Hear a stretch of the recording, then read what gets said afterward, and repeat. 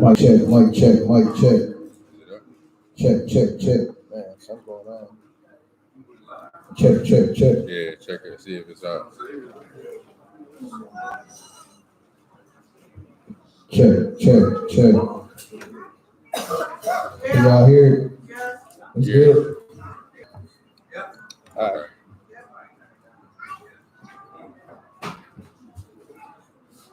All right, come on back in, y'all. Come on back in. Okay, we're good. Okay. All right, my bad. So at this point, Job in we at chapter 3, chapter 3, verse 1 through 11, he in a place of self-loathing and self-hatred, basically cursing the day of his birth. But like it was crazy how when we was having praise and worship, what Johnny was saying in the beginning, as far as like it could have been you, like it could be you know what I mean? And we have to always be mindful of that on those times where we're hearing an ambulance or we see in a funeral procession, that it could have always been one of us. And it's just the fact that the Most High has preserved us, and that he preserved us like the scriptures say, for a purpose and for a reason. And so we have to be mindful of that when we carry on throughout the day, and when it says that we working toward, be it absent or present, that we still working toward the day, right? So what are you working towards? Like, are you just living to be alive, or are you living for a purpose, for a reason? Are you living, or are you living? You understand what I'm saying? And even when it came to back when Job was mourning, right? And when he lost everything, and we were talking about that and what we've been talking about for the past few weeks, like he wasn't tripping because his peace did not come from all of those things. His joy, his happiness, his inner joy didn't come from all of those things that he had, but it came from the fact that he was walking with the Most High, right? Because the first thing that happened when he lost it was he fell down and he did what? Worship, right? So like you say, matter of fact, let's go chapter 27 and verse 1.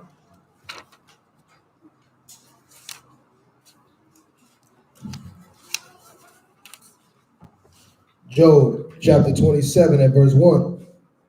Moreover, Job continued his parable and said, as Elohim live, who have taken away my judgment, and the Almighty, who have vexed my soul, all the while my breath is in me. All the while what? My breath is in me. And what? And the ruach of Elohim in my nostrils. So when we suffer loss, we have to be mindful that the fact that the Most High breath is still in your nostrils. You still got the breath of life, right? You still can maintain the cause. You still got a reason to fight, a reason to stand up, a reason to walk, a reason to get up, a reason to work, right? Go ahead. My lips shall not speak wickedness, nor my tongue utter deceit. Elohim forbid that I should justify you. Till I die, I will not remove mine integrity from me. I will not do what? Remove mine integrity from me. Until I die, I will not remove my integrity from me. Go ahead. My righteousness I hold fast and will not let it go. My heart shall not reproach me so long as I live. It says, my righteousness I shall hold fast, and I shall not let it go. So when we're dealing with those times, with those tough times, that we have to be ever mindful that we should not allow our integrity to depart from us. And we should hold strong to our righteousness at all times. Psalms chapter 6 and verse 3. That's a good question. I was trying.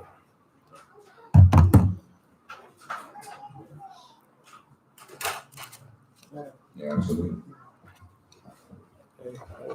That spirit joint. Yeah. Two different things. Yeah. Psalms. Which one? Psalms chapter 6 and verse 3. Sorry about that. Psalms chapter 6 at verse 3. My soul is also sore vexed, but you, O Yahuwah, how long? So when you do experience loss in the time, he's saying This is David saying that his soul is also sore vexed, which means that he's feeling sorrow. He's sorrowful, right? Go ahead. But you, O Yahuwah, how long? Return, O Yahuwah. Deliver my soul. O save me for your mercy's sake. For in death there is no remembrance of you. In the grave, who shall give you thanks? I am weary with my groaning, and all the night make I my bed to swim. All the night I make I my bed to swim. Go ahead. I water my couch with tears. This is sorrowful. Go ahead. My eyes is consumed because of grief. Uh-huh. It wax old, but of all my enemies. Depart from me, all you workers of iniquity. For Yahuwah hath heard the voice of my weeping. Uh-huh. Yahuwah hath heard my supplication. And he will do what? Yahuwah will receive my prayer. So even when we're dealing with mourning, with loss, with sorrow, you have to understand that the Most High still is present. The Most High still can bring comfort. Psalms 116 and verse 3. And the Most High will still hear your prayers as long as we hold fast to that righteousness, like Job was saying. Psalms chapter 116 and verse 3.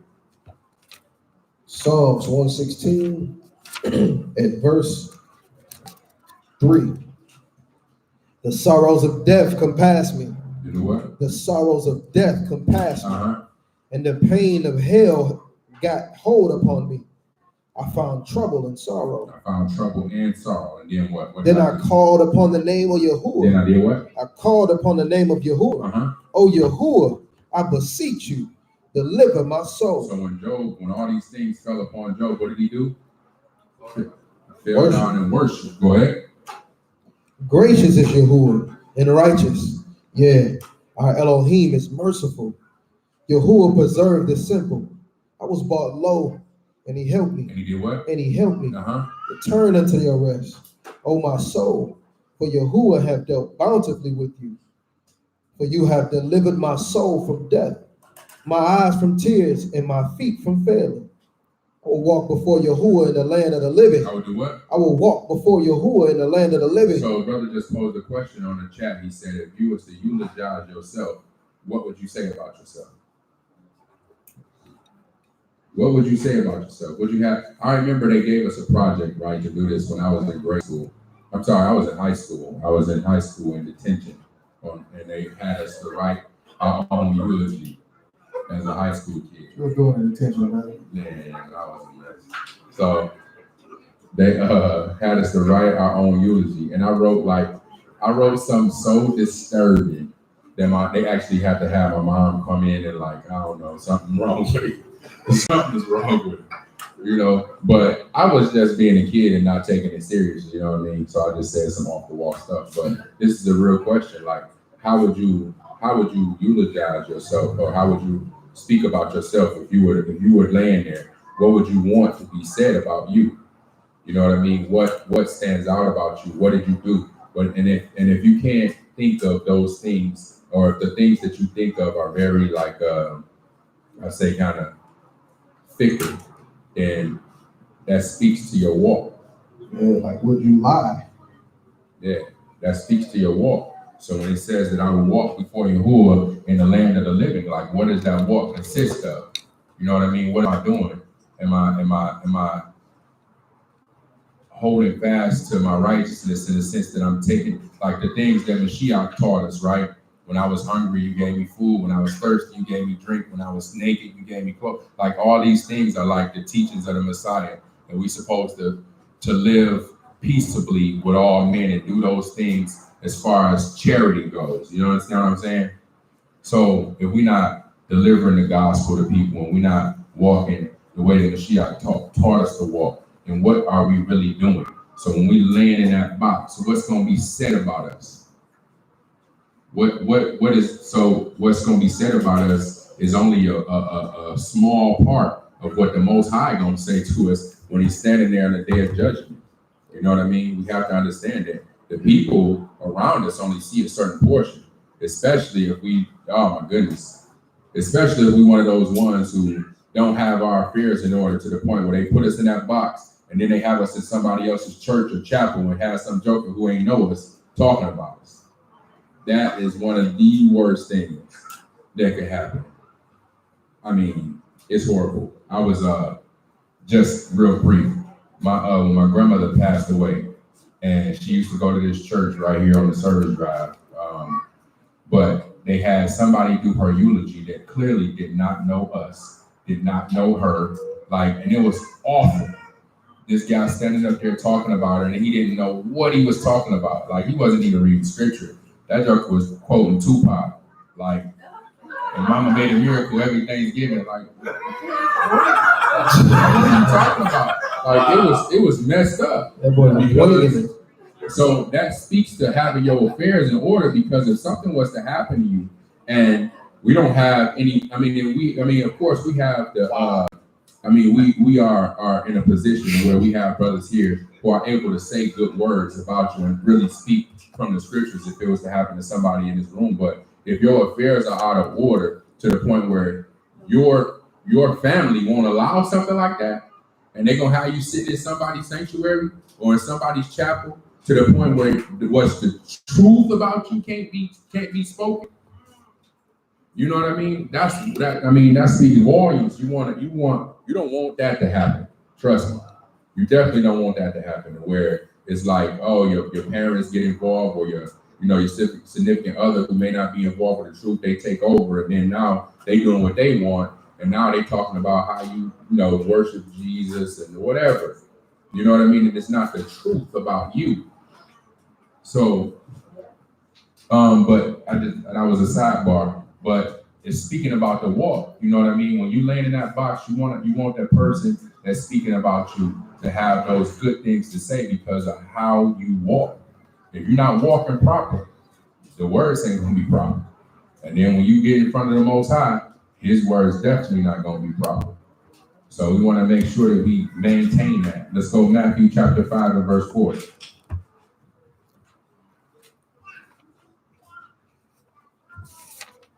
Matthew chapter 5, beginning at verse 4. Increased are they that mourn, for they shall be comforted. That's the words of the Messiah, right? Increased are they that mourn, for they shall be comforted. Who is going to comfort you? Right? He sent us a what? A comfort. Just for you, just for us. That if you maintain in your cause and you holding fast to that righteousness and you walking before Yah all the days of your life, that He sent you comfort already. That when those days come to when you have to mourn and when you're stricken with grief, that you can have in your mind present that I am walking with the Father and be comforted with that. Let's go Philippians chapter 4 and verse 4. Because when we dealing with those things, right, we're talking about grief and sorrow and death and stuff. The thing that we have to do as believers is understand that we have the opportunity to make sure that we're good, right? And that the scriptures say that increased are those that mourn, for they should be comforted. But it also says this, Philippians chapter 4, verse 4. Philippians 4 and 4. Rejoice in Yahuwah always. Sometimes. Always. Just during when everything is good. Always. Rejoice in Yahuwah always. Go ahead. And again, I say, rejoice. So the person that wrote this said, rejoice in Yahuwah always. And it was so key that he had to say it twice. And again, I say, rejoice, right? And it had to be said twice. Go ahead. Let your moderation be known unto all men. For the master is at hand. Be careful for nothing, but in everything, by prayer and supplication. By what? By prayer and supplication. With what? With thanksgiving. Let your requests be made known unto Elohim. So prayer and supplication with thanksgiving, thanking the Most High for those things that you have or those things that you want, even if you don't have them, right? But through prayer and supplication and thanksgiving, let your requests be known unto the Most High. But it says, rejoice in Yahuwah always. And again, I say rejoice. So even in those times of mourning, even in those times of grief, we have to rejoice in the fact that we still have the opportunity, to deliver a word, power and strength unto our loved ones who may not know. But we still have the opportunity that they can see through your walk as an example, as they can see that, oh man, she dealing with this, or he's dealing with this. Like how are you able to smile and you just lost your mother, or you just lost your brother, or you just lost your father? Like how are you able to smile through this? And it's like understanding that I can rejoice in the fact that I'm walking with the Most High. Like this is so real. This is when the book become real, right? And it's not a fairy tale. It's not fable. It's not, but it's actually real life, right? And these are the difficult things that people will not understand, but that's what the scriptures say, right? That the Most High will give you peace that will do what? Pass all understanding. Surpass all understanding. So people might not understand how you can deal, how are you walking with this? How are you holding, how are you standing right now? But it's because you got the peace and joy in your ruach inside that the Most High done delivered unto you because you walking with Him. It's real deal. This is real life. If you really walking this thing out and you really understand these principles that's being laid out before you every Sabbath, and you going home and you studying them, and like the scriptures say that you meditate on the word, day and night, right? Like it says, what's that, Joshua? Yeah. So if this is really what you're doing, if you really walk in this walk, then it shouldn't be a surprise. This shouldn't be like, I don't know if I can do that. Thinking, we shouldn't be thinking that at this point. We should be saying like, yeah, that's how I would like to handle it when grief comes knocking at my door. Like I would like to handle it in that fashion. And that's the way you should handle it, understanding that this should be your life. Hallelujah. Right? The Most High is telling you He's going to be there to comfort you. You know what I mean? If you really walk in this walk, you'll understand that. Let's grab matter of fact, keep reading. And the peace of Elohim, which pass all understanding. There you go, right there. The peace of Elohim, which passes all understanding, shall do what? Shall keep your hearts and minds through Hamashiach Yeshua. Finally, brethren, whatsoever things are true, whatsoever things are honest, whatsoever things are just, whatsoever things are pure, whatsoever things are lovely, whatsoever things are good, report. If there be any virtue, if there be any praise, think on these things. Think on these things. Whatsoever things that are true, honest, just, pure, things that are lovely, things of a good report. If there be any virtue, if there be any praise, think on those things. So when you're dealing with your tough times, right? Like I woke up today and I posted like a video on Facebook of the song that we sang. It was the first time we sang it, and it was like, man, it was real deep. Like when we sang that, all I need is you. It's so like heartfelt. Like when you really think about it, like at the end of the day, all I need is the Most High. At the end of the day, I like everything else is cool, but all I really need is you. And I woke up like singing that to myself. I really been singing it all week. Like, so when you're dealing with our struggles, with our pain, with our sorrow, with our grief, like understanding that all we need is the Most High. So thinking those things which be just, pure, honest, lovely, praise, and all those things that have a good report. Think on those things. Verse 9. Those things which you have both learned. Which you have what? Both learned. So we got two excellent teachers and one just kind of dude up here, right?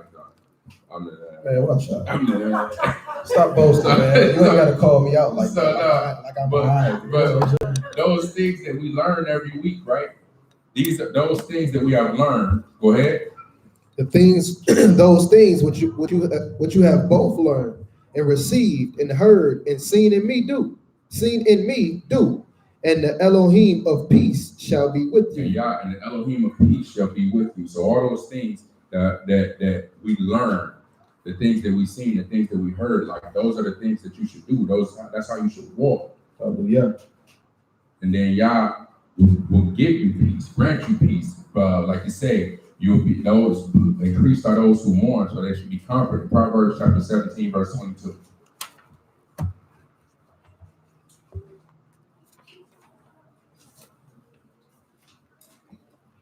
Proverbs chapter 17 and verse 22. When y'all get there, say hallelujah. Proverbs 17:22.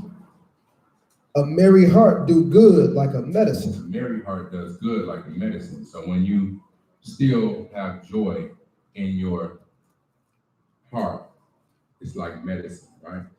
But a broken ruach dries the bones. Dries the bones. A broken ruach dries the bones. Grab Job chapter 2, verse 6. Now, why would a person feel broken when you suffer a loss? What's one of the reasons why a person would feel broken? That person was there, everything. That person was there, yeah.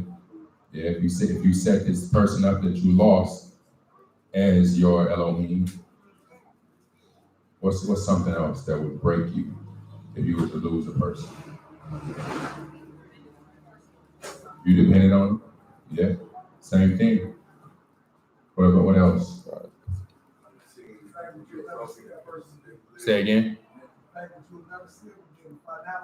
Yeah, because that definitely has a feeling of cut off point forever, right? What else? Damn, right there. That's what makes it the most difficult when your relationship with that person was sketchy, right? And because we always say, it's one of the things that we always tell a person when they get to beefing with somebody that's close. You get to beefing with your moms or beefing with your sister or sibling or beefing.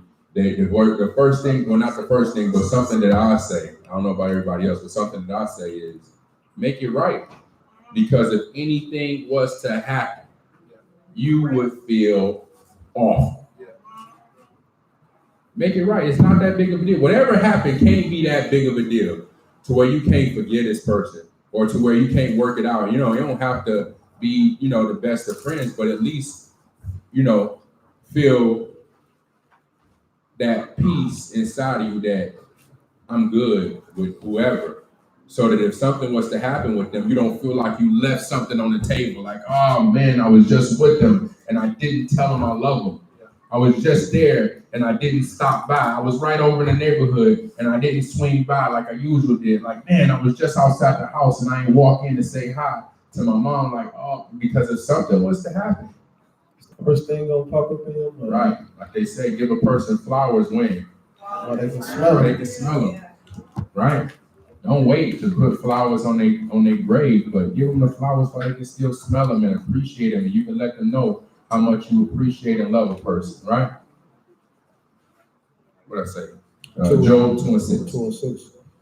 Job chapter 2, verse 6. And Yahuwah said unto Shaitan, behold, he is in your hand, but save his life. So he said, grab Psalm 23 and verse 1. So we understand that when reading the story of Job and everything that befell Job, and we understand the conversation between the Most High and Satan, right before the whole narrative took place, and he said that you consider my servant Job, and he said, yeah, but your hand is on him, like you protected him, and he said you remove that protection, I bet you he'll curse you, and he said go ahead after him, but whatever you do, don't kill him. So we have to understand that even when we're going through the storm, even when we're dealing with whatever, when we're dealing with loss, when we're dealing with grief, when we're dealing with sorrow, when we're dealing with pain, when we're dealing with, like if we hit rock bottom, if we truly walk in this walk, we have to understand that no matter what, the Most High got you. He is not going to allow your life to fade away if you walking with him and for him. So everything that Job suffered, no matter what it was, Yah still was like, that's cool, you can take that away from him, but not his life. You can have his kids, but not his life.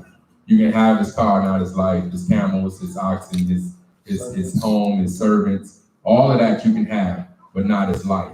So Job, understanding that the Most High is the one who created him, like he said, naked I came in this world and naked I'm gonna leave, right? Understanding that all I got and all I need is Yah. So that when it come down to it, it don't matter what was taken away from him. He still had the praise of the Most High in his ruach. He still had the thought that I can walk this walk ever present on his mind, no matter what he lost, even when he felt like he was on his deathbed, right? Hallelujah. Psalms 23 and verse 1. Psalms 23 and 1.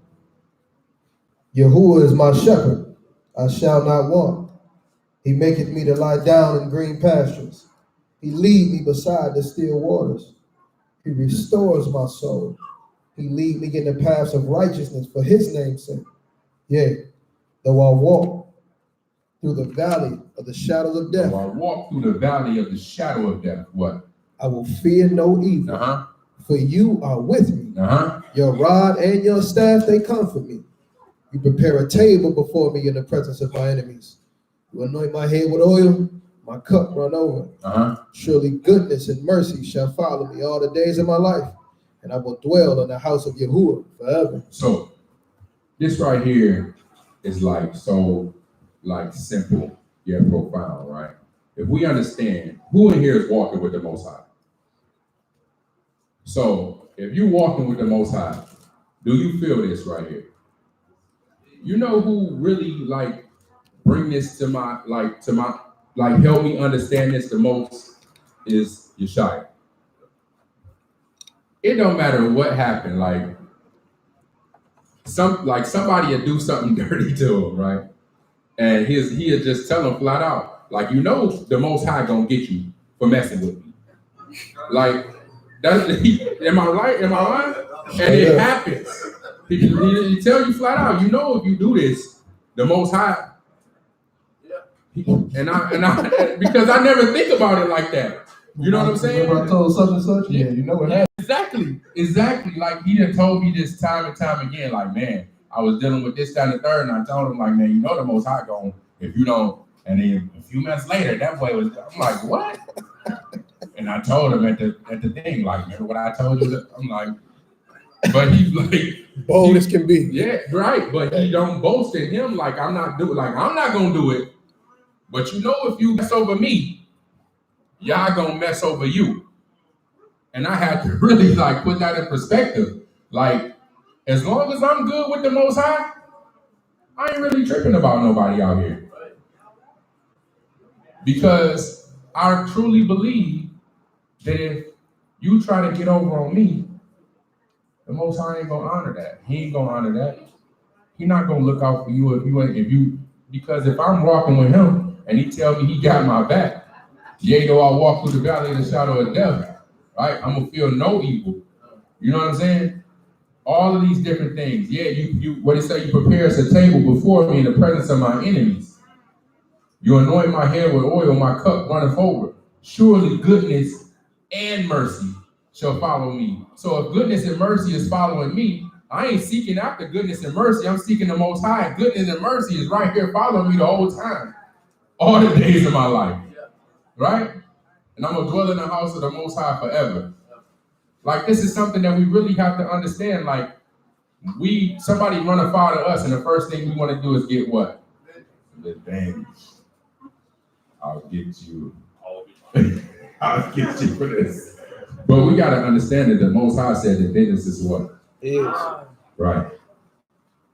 So all we got to do is just keep on that straight and narrow path, and eventually because if somebody trying to get at you, what they gonna get from you? They gonna take some money from you? They gonna steal some possessions of yours? But if your joy and your peace is coming from here, what do it matter anyway? Job lost everything. And he ain't pointing the finger at nobody. Like, it doesn't matter what you lose. It don't matter what happens. It don't matter. It don't matter. Just keep focused on the Most High. Because if somebody run afoul to you, you got to understand that the Most High got them for you. Like, remember, I don't know if y'all remember this, was back when we was younger and somebody bigger tried to pick on you, and the first thing I'm about to go get my brother for you. You got the biggest brother that you could have. That you ain't even got to say, I'm going to get my brother on you. Just walk. Just keep walking. He got you. Right? Hallelujah. Let's get 1 Thessalonians chapter 4 and verse 13.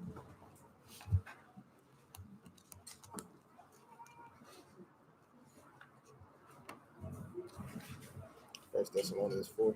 4 and 13.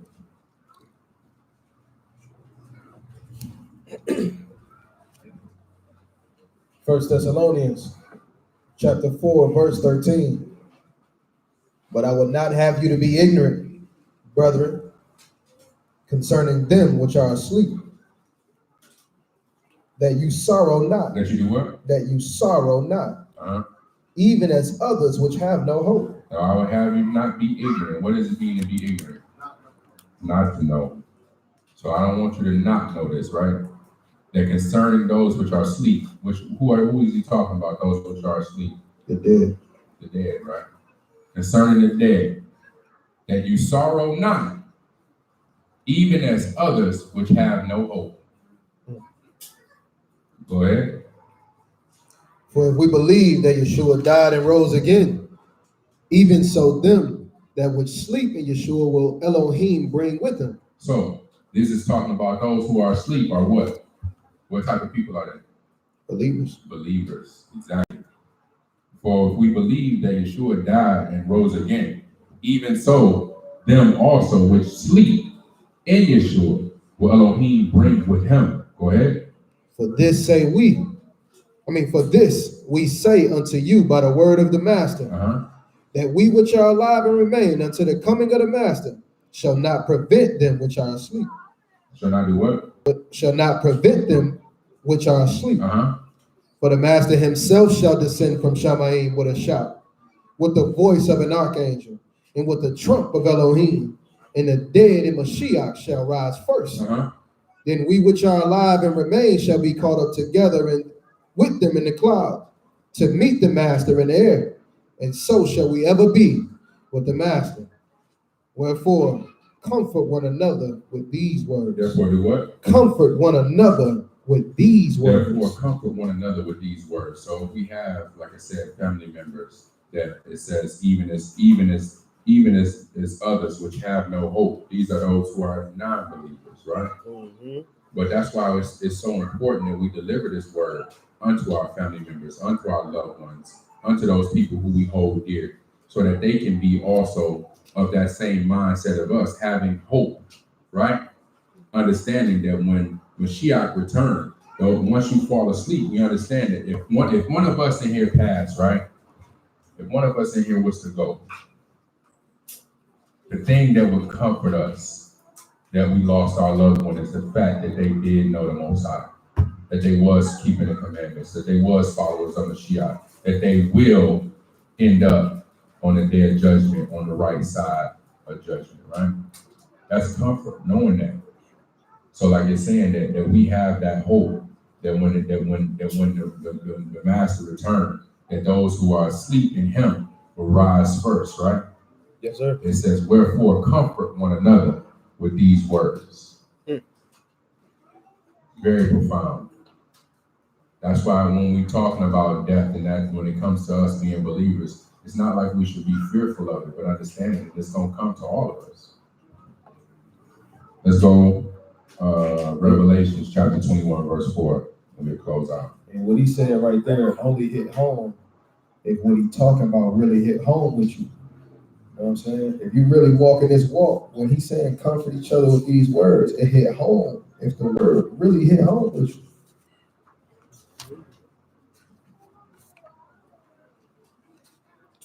Twenty-one, 4. Hazon. On Revelation chapter 21 and verse 4. And Elohim shall wipe away all tears from their eyes. Wipe away all tears from their eyes. And there shall be no more death, neither sorrow, nor crying, neither shall there be any more pain, for the former things are passed away. For the former things are passed away. And I'm understanding that when we do deal with death and mourning and sorrow, that in the end, the Most High is going to be there to wipe away our tears and understand that we have hope in the fact that we do believe, we are believers, and we comfort one another with the hope. And when it's all said and done, that we're going to be on the right side of judgment. Right? Yeah, y'all with me? Yes, sir. So at the end of this, I'm going to go back to the first thing that we talked about, which is make sure you have your affairs in order. That was one of the most important things that we can actually do. And let's make sure that we are there to comfort one another when we have to deal with loss and grief and sorrow and hurt and pain. Yeah? Yeah? Yeah. All right, open the floor for any questions.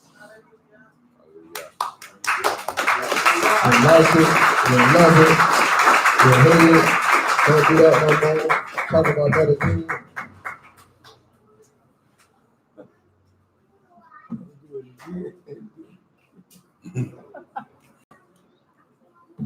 Well, I will say this. Oh, go ahead.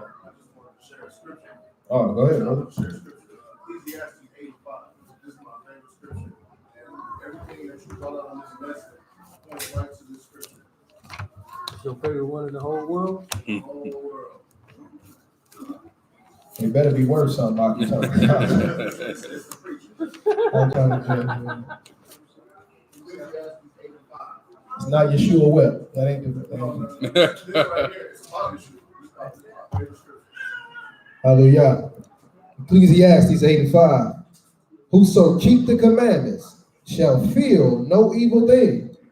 A wise man's heart discern both time and judgment. So when we read that, it's saying whoso keep the king's commandments shall feel. Walking in the valley of the shadow of death, everything that happens around you, will happen to you.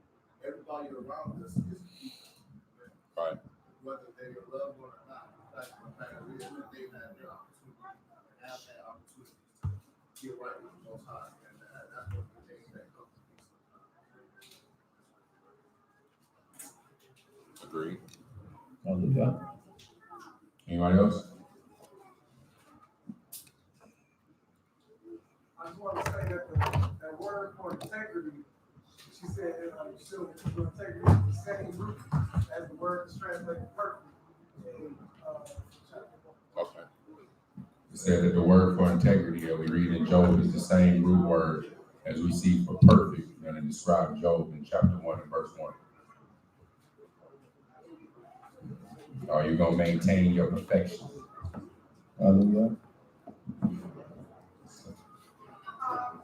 Could you speak just a little bit on something that's been going through my mind a lot, and it has to do with how people, believers, compare to unbelievers, and what happens in between with how we handle death and those who are passed on. Like you mentioned about, it's harder when we put them in the place of Elohim, and people grieve for years and years. And that's not to mean like my mother and my father passed away, but there were certain things that were in place that I feel I remember the good things and whatnot. But my like for instance, a family member of mine, a sibling, handles it differently and he expects certain things of me. But I look at examples of scripture. Here's what I'm talking about. I see people, and this is nothing against anybody, I just wonder about the relationship that people extend that's not found in exact examples in scripture, like hosting things and talking to their deceased ones. Yeah. I mean, even the slightest matter, because how far are you going to Right. take that? Right. And I think not only is that peculiar, I think my parents instilled us in us, talk to the dead. In scripture, the only time you talk to the dead, the only ones that did were those who were bringing them back. Like Yeshua was talking to them and bringing them back. Or people who just constantly are going year by year, making a pilgrimage, so to speak, out to the graveyard. I don't visit my parents' graves. Right. It's not that I love my parents, it was great, but this other family member feels that he'll call me and say, are you going to Mama's, grave? Are you going to this? It doesn't even, their graves don't even cross my mind. Right. So I'm saying, I'm talking about for people's own sake. Yeah. This, should I say, morbid attachment and things they do, or saying this one, because this comes into believers, almost like a belief. Talking about Mama's watching over, yeah. And I keep thinking to myself, where'd you get that from? That's not in the scripture. And that kind of to me seems almost, too close to idolatry. Right. They're not taking care of you and watching you from above Right. and all this. Yeah, we spoke about this. This is a little while ago. The sister was talking about her mom. She's not here, but she was talking about her mom. I guess was doing something similar, saying like her mom was watching over her. That, and we spoke to that. Basically stating that we think we understand like the scripture in was it Ecclesiastes that say that the dead know nothing. Right? Yeah, yeah. So understanding that when and it's all throughout scripture that it talked about when somebody passes that they are in fact sleep. So when you sleep, you're not aware of what's going on around you. You're not watching over it. So we understand that there is no one who has passed on that's watching over you. It's not like a guardian angel or nothing like that. They are not, that. So we do understand that it's the Most High that's watching our back. It's the Most High that so even when we wake up and say, like, try to say like good morning to a relative that's passed on, they're not hearing your good mornings. They're not hearing they are passed on, and we have to be okay with that. You know what I mean? We have to be okay with the fact that this person is asleep until the end.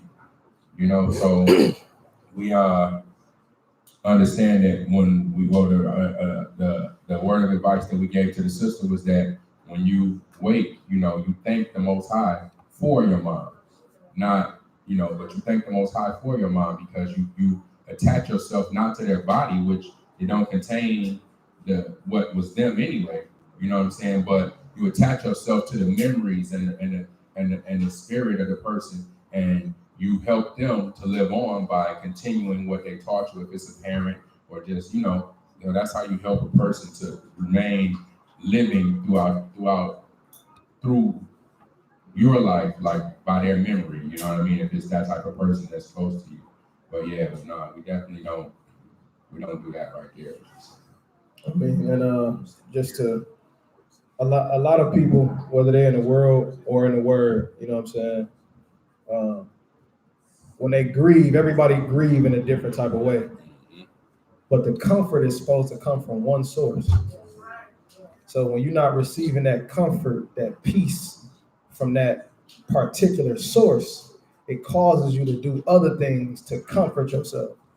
Oh, that's why I'm gonna go visit the gravesite. I'm gonna, you know what I'm saying? I'm gonna think this or think that or do it because you want to comfort yourself some type of way. Because you're not going to the source. What you saying, like last week, you're going to the resource instead of the source, right?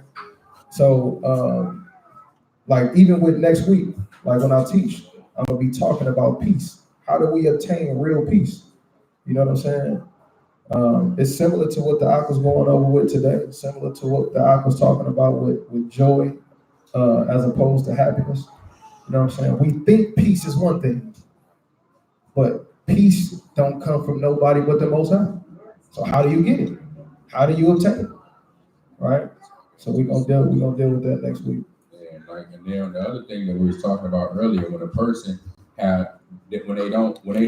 they feel like that something wasn't right when the person passed on, then it's hard for them to let go.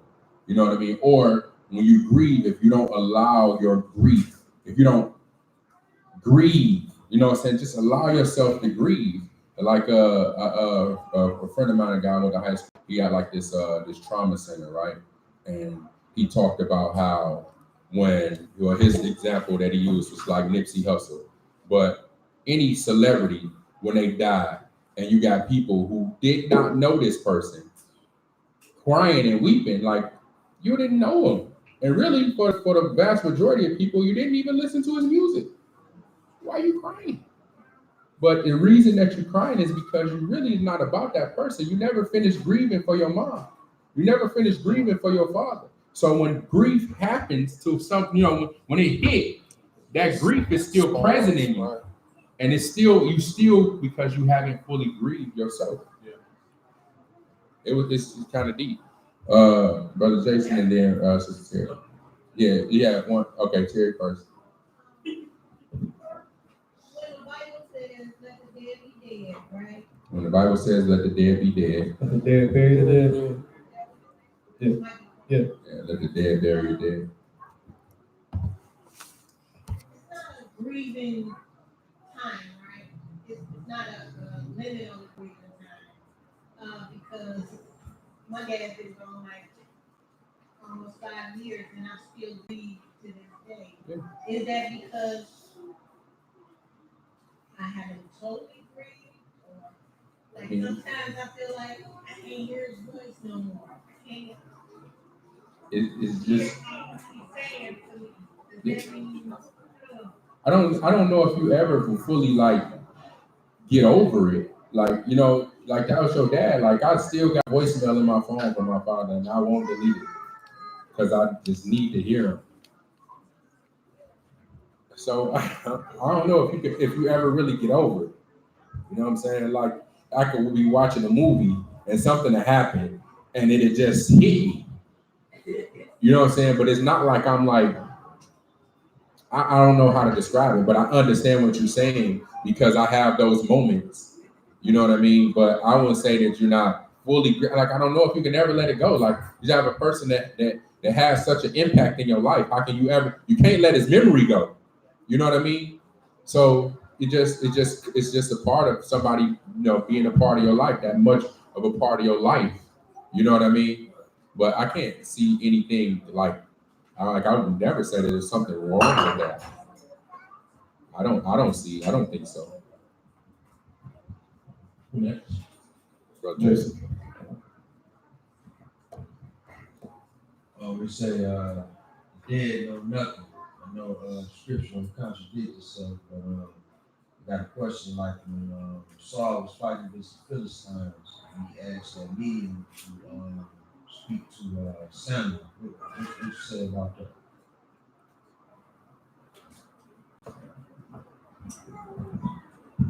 You know, well, in that instance, actually, he's not dead because the scripture that you reference says that the dead know what? Nothing, right? But he was prophesying, meaning he knew something, right? So at that moment, he actually brought him back to life. So remember when the medium screamed, right? Matter of fact, look at that story. Samuel. 2 Samuel 13. So now we got to understand what a medium actually does. Do you know what a medium does? Speak to the dead, right? So it's supposed to be, so you see them shows, they be like, I'm seeing brown. I'm seeing brown. Oh, that was my granddaddy's favorite color, was brown. You know what I'm saying? That type of stuff.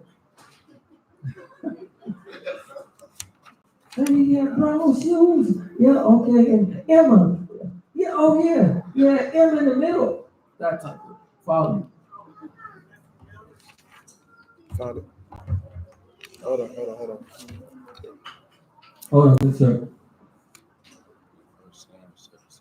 2 Samuel. Here we go. All right. 2 Samuel 28. You go. 2 Samuel chapter 28. Pick it up at verse 5. Actually, verse 3. And I'll skip down. It says, now Samuel was dead, and all Israel had lamented him. This first, I'm sorry, 1 Samuel 28. I'm so sorry. Now Samuel was dead, and all Israel had lamented him, and buried him in Ramah, even in his own city. And Saul had put away those that had familiar spirits, and the wizards out of the land.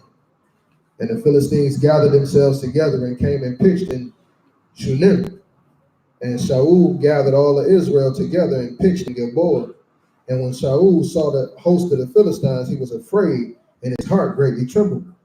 And when Saul inquired of Yahuwah answered him not, neither by dream, nor by Urim, nor by prophets. Then Shaul said unto his servants, seek me a woman that has a familiar ruach, that I may go to her and inquire of her. And his servant said to him, behold, there is a woman that have a familiar ruach and endure. And Shaul disguised himself and put on other raiment and went. and 2 men went with him, and they came to the woman by night and said, I pray you, divine unto me by familiar ruach, and bring me him up, whom I shall name unto you. And the woman said unto him, behold, you know that Shaul have what Shaul have done. Now he hath cut off those that have familiar ruach and the rivers out of the land. Wherefore then lay you a snare for my life to cause me to die? And Shaul sware to her by Yahuwah, saying, as Yahuwah live, there shall no punishment happen to you for this thing. Then said the woman, who shall I bring up unto you? And he said, bring me up Samuel. And the woman saw Samuel. She did what? And when the woman saw Samuel, she saw him. Again, mediums through the scripture, it's a voice that's supposed to be heard, not something that you actually supposed to see. Read. And when the medium saw Samuel, my bad, she cried with a loud voice, and the woman spake to Saul, saying, It says she did what? Spake to Saul, saying. But before that, it says she cried with a loud voice, meaning she screamed because she saw something. But a medium only supposed to hear something. But she actually saw. Read. Why have you deceived me? For you are Shaul. And the king said unto her, be not afraid for what saw you. And the woman said unto Saul, I saw gods ascending out of the earth. And he said unto her, what form is he of? She said, an old man come up, and is covered with a mantle. So he still got on his prophet's gear. Read. And Shaul perceived that it was Samuel, and he stooped with his face to the ground and bowed himself. And Samuel said to Shaul, Who said it? And Samuel said to Shaul. Notice what it says. Who said that again? And Samuel said to Shaul. It don't say that the false spirit said it. It said Samuel said this. Read. Why have you disquieted me to bring me up? And Shaul answered, I am so distressed, for the Philistines make war against me, and Elohim is departed from me. Now remember, it said the dead know nothing. Read. Neither by prophets nor by dreams. Therefore I have called you, that you may make known unto me what I shall do. Then said Samuel, wherefore then do you ask of me, seeing that Yahuwah is departed from you, and has become your enemy? And Yahuwah hath done to him as he spoke by me. And Yahuwah hath rent the kingdom out of your hand, and given it to your neighbor. He knows stuff, right? Mm-hmm. But it said that the dead know nothing, but he knows stuff. Read. Even to David, because you obey not the voice of Yahuwah, nor execute his fierce wrath upon Amalek. Therefore hath Yahuwah done this thing unto you this day. Moreover, Yahuwah will also deliver you will deliver Israel with you into the hand of the Philistines. And tomorrow shall you and your sons be with me. So we know in a couple, the next day, Saul and Jonathan both died. So he's actually brought back, the Most High actually let him come back for this. The medium ain't really do this. She only can do voices, but she actually physically seen him. So it's definitely no contradiction, and it tells us directly that Samuel is the one speaking. All right? Makes sense. All right. We got a couple questions on the chat if we don't have nothing else in here. All right. The question I have is, was Hezekiah the only person Yah gave extra time to on his life? And what did he do to obtain that favor?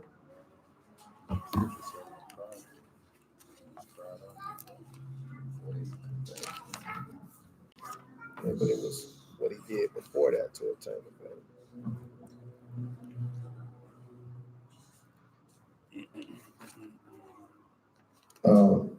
I look at it like this: Hezekiah is recorded as a person that the Most High added life to. He ain't the only one. But he can't be. Well, I'm not gonna say he can't be, but I don't believe he's the only one. Remember the boy, the woman's son that died, and True. Anybody he bring back to life, he had extra time. Exactly. Lazarus was Yeah. brought back to life. Anybody who was brought back to life was as years added unto their life. Even and with the story with Hezekiah, he was increased enough to receive warning that he was getting ready to die. You know what I'm saying? Everybody not increased with that opportunity to receive that warning, but it's completely. He could have added time to your life and you ain't even know it. He could have had your clock set. The fact of the matter is, like they say, tomorrow is not promised. Absolutely. Like today could be your last day. Absolutely. So, in order that, what does it say that what did Hezekiah? What scripture is that? 13. Is it 13? Hold on. Yeah, I know, but I didn't. My phone. Okay.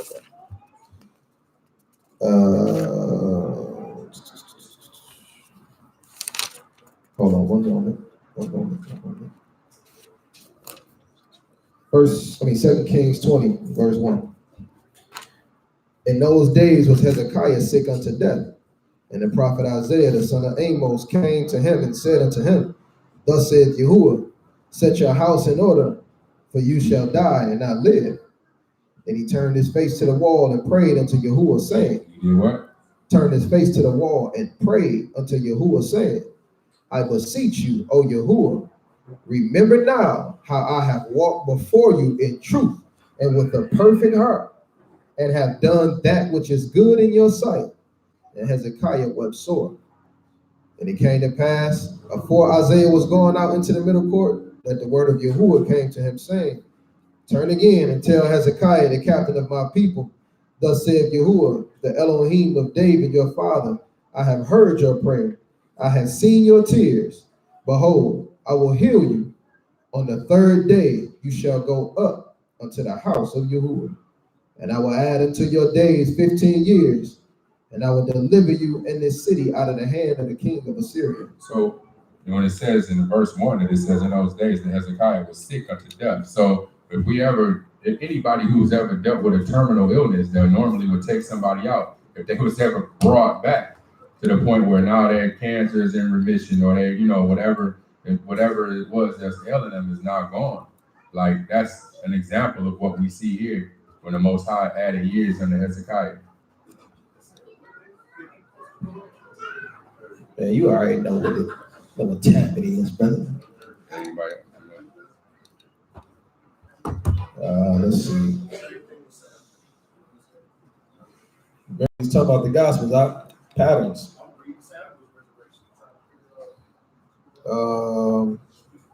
Let's see. Is there a proper way to handle the body of a loved one who is walking with the Most High, i.e., embalming, burying within 24 hours, ceremony, or etc.? I think it's we got to do a lesson on that. I know I've been talking to a few people about that, and I've been slow rolling on trying to put something together. So it'll be something coming soon.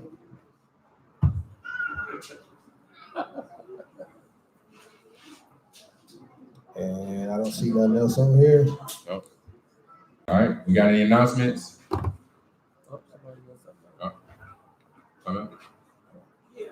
wanted you to see the picture, and that deals with, like, we have to explain things to kids too. I thought that was very bizarre.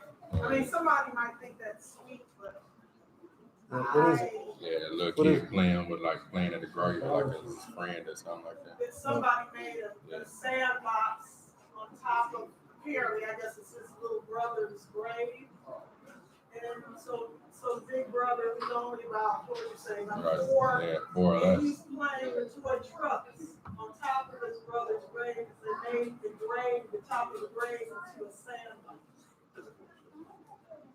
So it's like he's playing with his brother, and I was thinking. And the parents is causing this child trauma that he might not ever get over for his whole life. Yeah. Like, that's the thing. It's hard for people that are not true believers to actually process the discomfort of death without having to do something to comfort themselves. And that's the place we got to get to. You know what I'm saying? allowing the Most High to comfort you instead of trying to comfort yourself with doing bizarre stuff like that. You know what I'm saying? Right. So, Do we have any announcements? oh, yes, we do. Tomorrow, Brother Pick, can y'all get a mic to Brother Pick? You got the details of Antoine? Okay. Sister Michelle, who? Sister Joe Sherman. Brother Antoine. Joe Sherman, like, you're in the 80s. Brother Antoine. All right. Here, okay. I'll do it. Okay. So, we was trying to get everybody to go out of town for the feast tomorrow, right? You got it? Oh, shoot. Oh, okay. Limited. Oh, okay. 86 that. Well, yeah.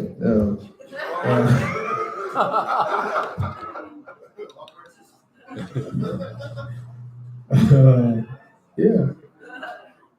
So, no more announcements? A fundraiser coming up, right? When is that, Sister Wanda? Fish fry? Okay. So we're trying to put a fish fry together for this summer. Explain the Feast of Weeks. Okay.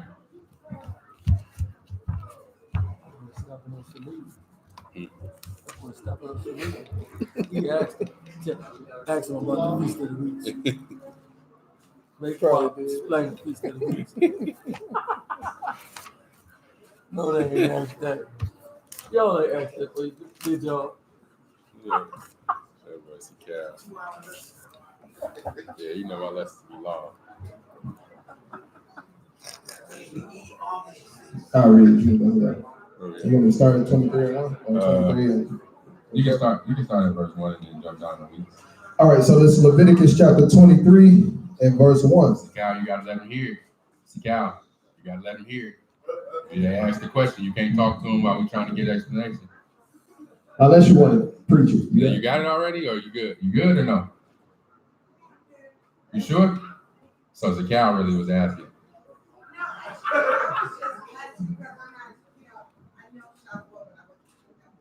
Oh, yeah. Shavuot, that's weeks. Okay. Yeah. It's name on the Shavuot thing, on the Abu Shek. All right, that's good. Huh? Leviticus 23. I got it. Okay, Johnny got an announcement. Mark the calendars for there's a big Hebrew gathering going on next month. Starts July 11th, 12th, 13th, and 14th. Well, July 12th, which is a Friday, they calling it Hebrew Hype Night. They got brews coming from North Carolina, South Carolina, Georgia, everywhere. And there's a concert. Now, I was told it was free. I'm getting more information. But John Bidden, my cousin John Bidden, is going to be the main act. So he may be doing a live recording that night. So he's really speaking high of Chosen Seed because he loves us. Also, that I'll be the MC that night for the whole, from start at 7, from 7 to 10. He called me yesterday, Thursday or Friday. Actually, did I know they have a lot of singers that's coming, and they want to mix it up, and they need some rappers, somebody to rap. And I highly recommended our very own Travis to perform his CD, his tracks, whatnot. So Travis to be there. I'm asking for Chosen Seed Praise and Worship team to be with me that night, so we can sing songs, maybe teach new brews that they can take, take home. What we do here. So Larry, I'm gonna need you. Deacon, Kena, I'm hoping Amir and his wife be back. You'll be rapping, so I won't have your voice. Yeah. But let's. I have more information next Shabbat. Let's go out that night, get shot. We talk about people gonna be dressed. So let's do what we do and come out and just lift up the name of Yah. Show up and show out. Show up and show out. Where's it gonna be? At Coble Hall. It's gonna be at Coble Hall, July the 11th. So is that Coble? It's 11th or 12th? It's the 11th. The 11th. That Okay. night. No. Whatever that Friday is, that's 12th. Okay. July 12th, 7 o'clock. Okay. Cobo. John is excited because it's his first time headlining something this big in Detroit. And it's funny because Detroit's not even catching on. I think that's a lot of out of town. So it's a good look. Everybody can see you be there. All right. One more thing. Brother Antoine said if you are not going out of town, get in contact with him for tomorrow's event. Get in contact with him if you're interested in going. If not, I pray that everybody have a joyous feast of weeks tomorrow. Tomorrow is a Shabbat. I just want to remind everybody, tomorrow is a Shabbat. High Shabbat, not a low Shabbat. It's a high Shabbat. So,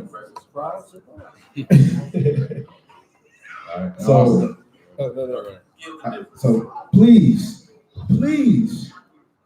if you haven't already gotten out of work and you can get out of work, get out of work. For those of y'all who didn't know, it's a number of us that will be getting on the road tonight and tomorrow going to Cincinnati. Everybody throw a couple prayers up. No. Oh, I was waiting when you finished. Just the last announcement. The last announcement too. Just be mindful of the gathering, the Hebrew Detroit gathering, August the 16th through the 18th. Go ahead. I got it. One more announcement. Registration online, Eventbrite, Detroit Hebrew Gathering 2019. My wife just texted me and said that I got to make another announcement. We're having a diaper party. You know, anything y'all want to bring, some diapers, diapers, wipes. Any particular kind of cloth diapers? Is there any particular kind of diapers? And honest, I'll post it, but it's 7th generation and Honest Company diapers. So bring that stuff. Anything that you want to bring for the baby, let's make it an occasion. I think it's gonna be at my mom's house. It's gonna be at my mom's house. It's gonna be at my mom's house. I'll post the address next Friday. This Friday coming up. So please, come through. My wife would love to see y'all. I would love to see y'all. And if you don't have a gift, you can't get in. That's just what we're doing. Will it be any food? I'm just talking. No, but come on out. You know what I'm saying? We are gonna have food. Just come and kick it with us. You know what I'm saying? Joyous occasion. It's one of them times Johnny was talking about outside of Shabbat. Let's get together. So.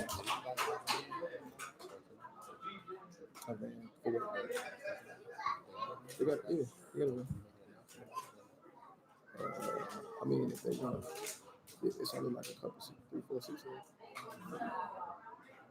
What is it? Was there anybody that wanted to travel to Cincinnati that didn't have a way? Anybody? The guy? You don't have a way? Anybody else? So, Carol, how you don't got away, brother? What? You got away, brother. Anybody else? Anybody really besides, don't got a ride. Besides the cow that forgot they got a ride? No? Okay. All right, let's go ahead and pray out, y'all. What I got here? Rehearsal Thursday, praise team. Rehearsal Thursday, diaper party / baby shower Friday. Yeah.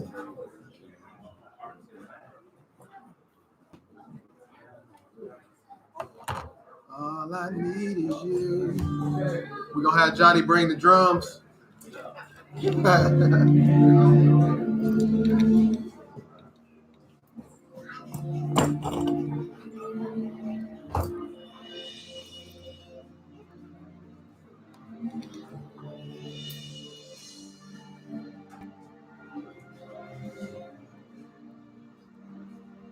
All minds clear. Sir.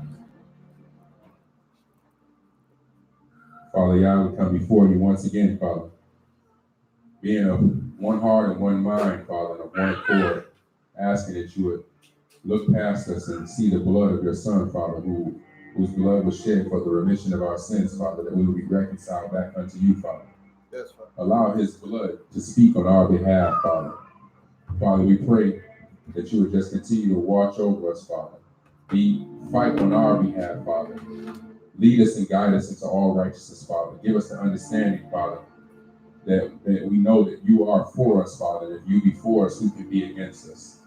Father, that you will give us that peace, Father, that inner peace, Father, that inner joy, Father, that will surpass all understanding, Father. Father, we pray that you allow that word, Father, that was presented today, Father, to fall on the hearts of your people, Father. That would grow into something mighty, Father, be ever present on our minds, Father. That we would not only be hearers of your word, but doers as well, Father. We pray, Father, that you would just continue to place a word of power and strength into our mouths, Father. And we would be vessels for your ruach to flow through, Father, and allow your word to proceed forth and give your good news unto your people, Father. The good news of your Son, Father.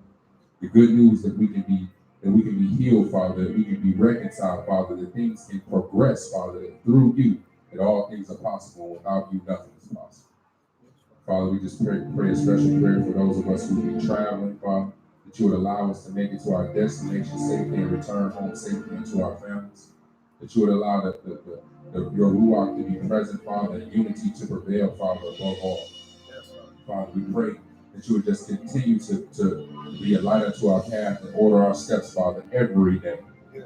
Father, this and all these things we pray.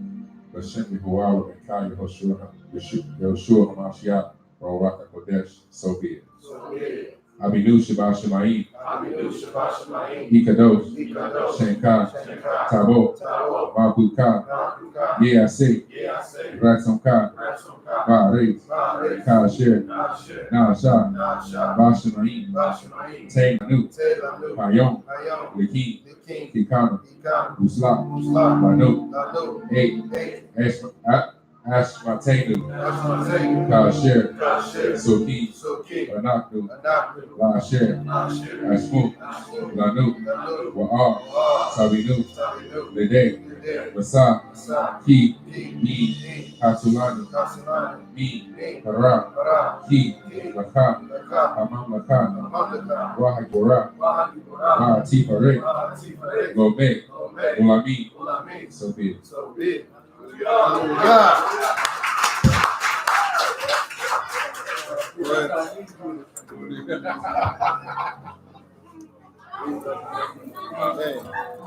you're making me want to pray so hard after these lessons, bro. Left my feet outside the room. Hear you speak. Fall to my knees and lift my hands to pray. God, ever reason to hear again. Father's